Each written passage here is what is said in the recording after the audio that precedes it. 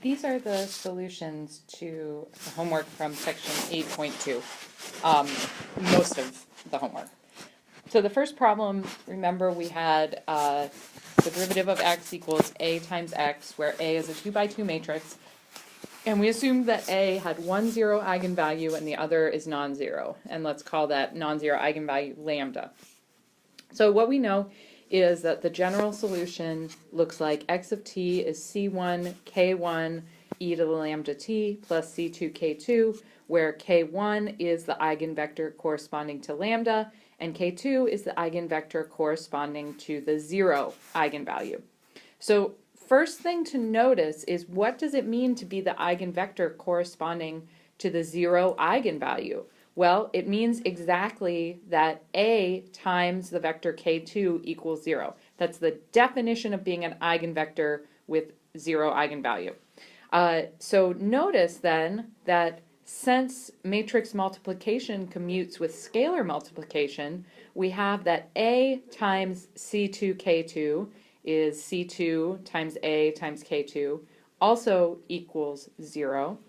And what does that mean? That means that every point along the line in the direction of k2 are fixed points, because that's what it means to be a fixed point. It means that your quote-unquote right-hand side of your system at that point is equal to 0. So every point on the line in the direction of k2 is a fixed point. That's the first thing to notice. The second thing to notice is that we can rewrite our general solution as equations for our function x and our function y. So x is c1 k11 e to the lambda t plus c2 k12, and y of t is c1 k21 e to the lambda t plus c2 k22. And how do we figure out what trajectories look like when we're given parametric equations? Well, if we can, we try to eliminate the parameter. So we solve both of those equations for e to the lambda t. We do that in the first equation. We get e to the lambda t equals x minus c2 k12 over c1 k11. And if we do that for the second, we get e to the lambda t equals y minus c2 k22 over c1 k21. And then we set those two equations equal, and notice we'll have gotten rid of that parameter t. And what we get is y equals k21 over k11x plus some number times k times c2. So in particular, what we get is we get a family of lines all with the same slope. There's no dependence on the slope. There's no in the slope. There's no dependence on c1 or c2, and my y-intercept depends only on the value of c2. So we get a family of parallel lines having slope k21 over k11. And so what we see is we have a phase portrait that looks like this. We have straight lines, trajectories, straight parallel line trajectories that all have the same slope.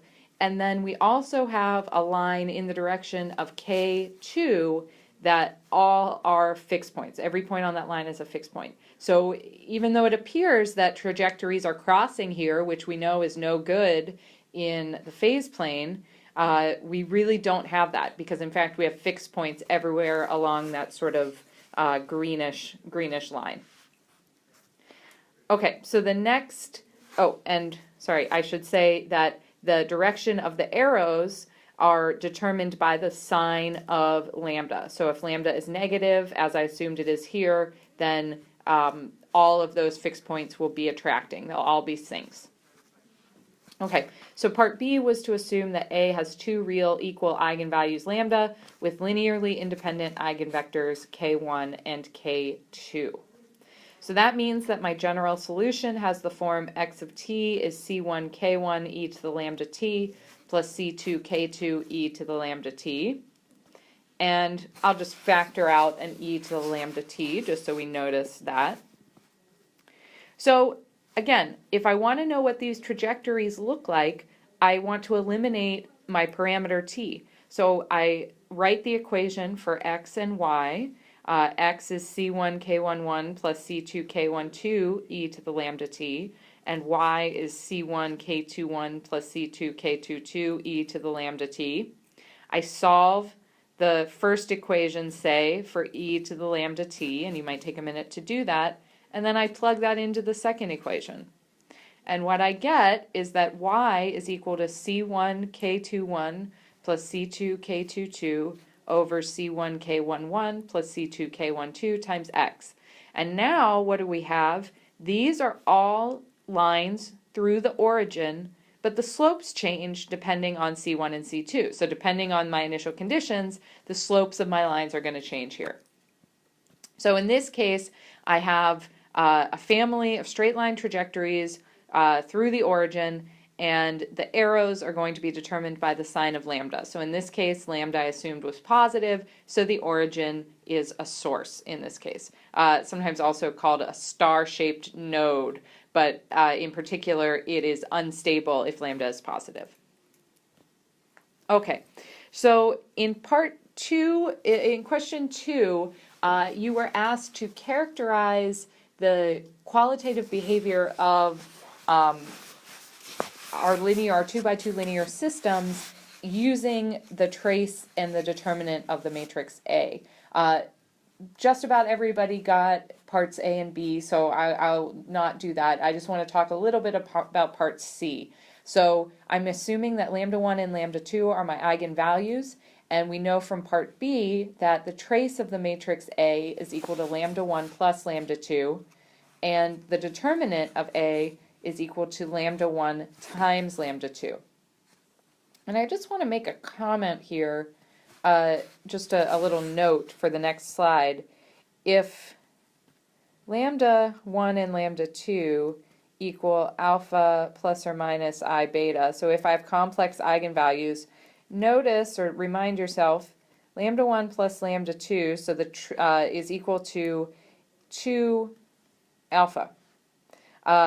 So in other words, the trace of A is equal to 2 alpha. So just keep that in mind for the next slide. Okay, so here we have the trace and the determinant plane, and we have graphed on here the equation determinant equals trace squared over 4.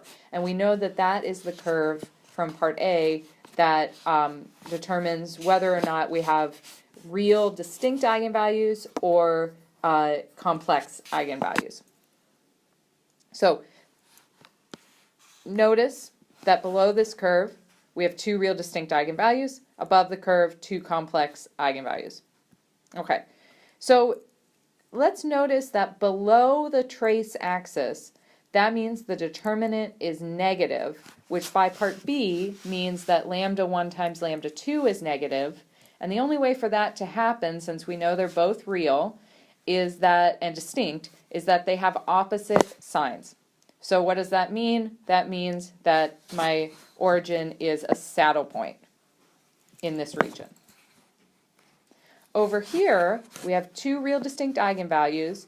We have the determinant positive, which means that lambda 1 and lambda 2 have the same sign, since the determinant is the product of those two. And since the trace is positive, which is the sum of the 2 eigenvalues, that means that both of the eigenvalues must be positive. So in this region, we have a source. We can do a similar analysis on the other side of the graph, and we see that the determinant is positive, which means that both eigenvalues have the same sign, but now the trace is negative, so they must both be less than 0. And that means in this region we have a sink. Now, what we saw just a second ago, we have in this region, we know that we have complex eigenvalues. So eigenvalues of the form alpha plus I beta. If the trace is positive, that means that alpha is positive. And remember, the sign of alpha is what determines whether I have a spiral source or a spiral sink. So alpha being positive means in this region I have a spiral source. Similar reasoning over in this region, we have the trace is negative, which means alpha is negative. So I have a spiral sink. And finally, along the axis, the trace is equal to 0, which again, by the reasoning on the previous slide, that means alpha is equal to 0. So my roots, my eigenvalues are pure imaginary. And that means that along the axis I have centers. So this is a full diagram showing these 6 types of behaviors. And of course our repeated eigenvalues will occur along the curve determinant equals trace squared over 4.